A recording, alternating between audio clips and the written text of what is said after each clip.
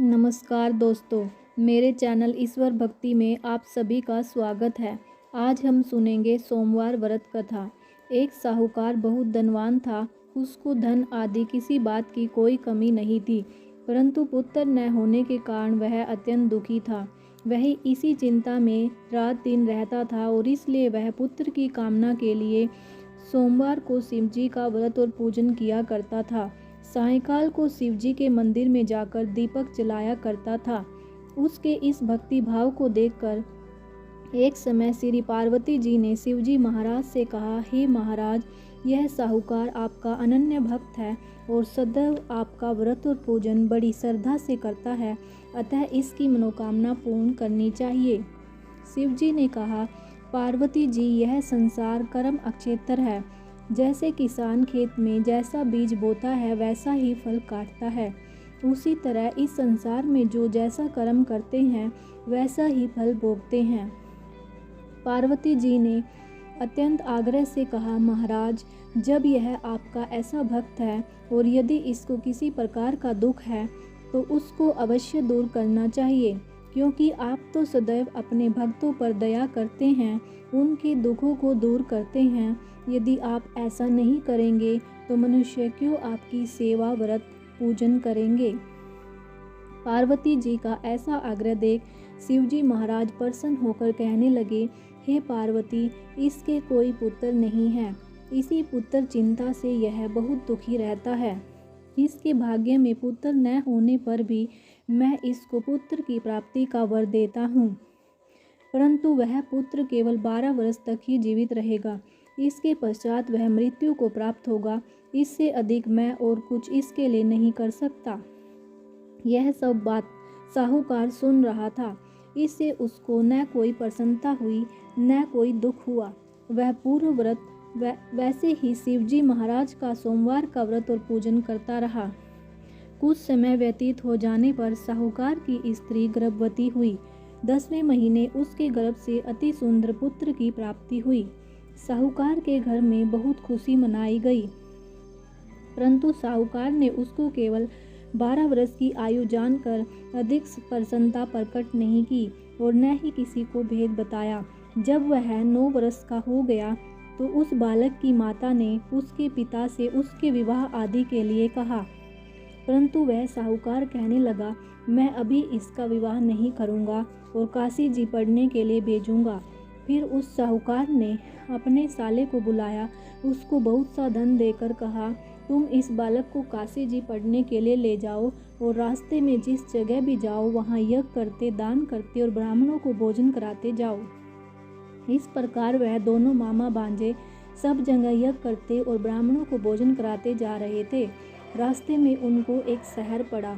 उस शहर के राजा की कन्या का विवाह था और दूसरे राजा का लड़का जो विवाह के लिए बारात लेकर आया था वह एक आंख से काना था। लड़के के पिता को इस बात की बड़ी चिंता थी कि कहीं वर को देख कन्या के माता पिता विवाह में किसी प्रकार की अड़चन पैदा न कर दे। इस कारण जब उसने अति सुंदर सेठ के लड़के को देखा तो मन में विचार किया कि क्यों न दरवाजे के समय पर इस लड़के से वर का काम ले लिया जाए। ऐसा विचार कर राजा ने उस लड़के और उसके मामा से कहा तो वह राजी हो गए और साहूकार के लड़के का स्नान आदि करा, वर के कपड़े पहना, घोड़ी पर चढ़ा, दरवाजे पर ले गए और बड़ी शांति से सब कार्य हो गए।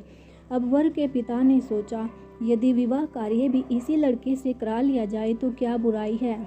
ऐसा विचार करके उसके मामा ने कहा, यदि आप फेरों का कन्यादान का काम भी करा दें तो आपकी बड़ी कृपा होगी और हम इसके बदले आपको बहुत साधन देंगे। उन्होंने स्वीकार कर लिया और विवाह कार्य बहुत अच्छी तरह से हो गया। परंतु जिस समय लड़का जाने लगा तो उसने राजकुमारी की चुंदड़ी के पल्ले पर लिख दिया कि तेरा विवाह तो मेरे साथ हुआ है, परंतु जिस राजकुमार के साथ तुमको भेजेंगे वह एक आंख से काना है और मैं तो काशी जी पढ़ने के लिए जा रहा हूँ। उस राजकुमारी ने जब अपनी चुंदड़ी पर ऐसा लिखा हुआ पाया तो उसने राजकुमार के साथ जाने से इनकार कर दिया और कहा कि यह मेरा पति नहीं है, मेरा विवाह इसके साथ नहीं हुआ, वह तो काशी जी पढ़ने गया है। कुमारी की माता पिता ने अपनी कन्या को विदा नहीं किया और बारात वापस चली गई। उधर सेठ का लड़का और उसका मामा काशी जी पहुंच गए। वहां जाकर उन्होंने यज्ञ करना और लड़के ने पढ़ना शुरू कर दिया। जब लड़के की आयु 12 वर्ष की हो गई तब एक दिन उन्होंने यज्ञ रच रखा था कि उस लड़के ने अपने मामा से कहा, मामा जी मेरी तबीयत ठीक नहीं है। मामा ने कहा, अंदर जाकर सो जाओ। लड़का अंदर जाकर सो गया। थोड़ी देर में उसके प्राण निकल गए। जब उसके मामा ने आकर देखा तो वह मुर्दा पड़ा था। उसको बड़ा दुख हुआ। उसने सोचा कि अगर मैं रोना पीटना मचा दूंगा तो यज्ञ का कार्य अधूरा रह जाएगा। अतः उसने जल्दी से यज्ञ का कार्य समाप्त कर ब्राह्मणों के घर जाने के पश्चात रोना पीटना आरंभ कर दिया।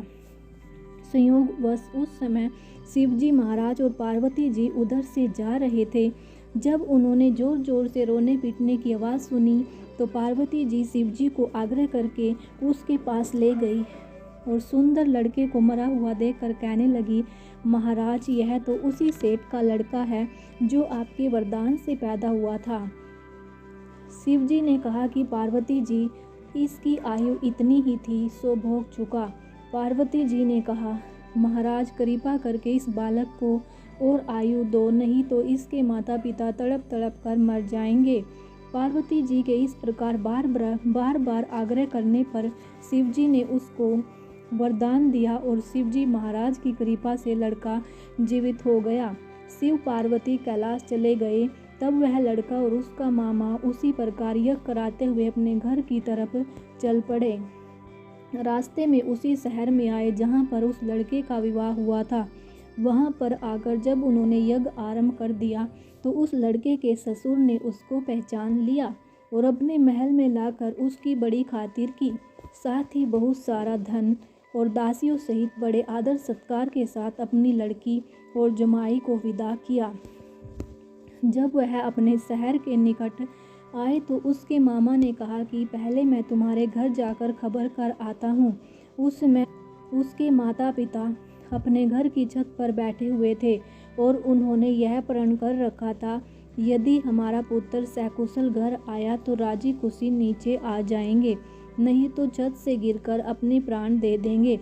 इतने में उस लड़के के मामा ने आकर यह सारा समाचार दिया कि आपका पुत्र आ गया है, परंतु उसको विश्वास न आया। तब उसके मामा ने शपथ पूर्वक कहा कि आपका पुत्र अपनी स्त्री और बहुत सारा धन लेकर आया है। तो उस सेठ ने बड़े आनंद के साथ उनका स्वागत किया और बड़ी प्रसन्नता के साथ रहने लगे।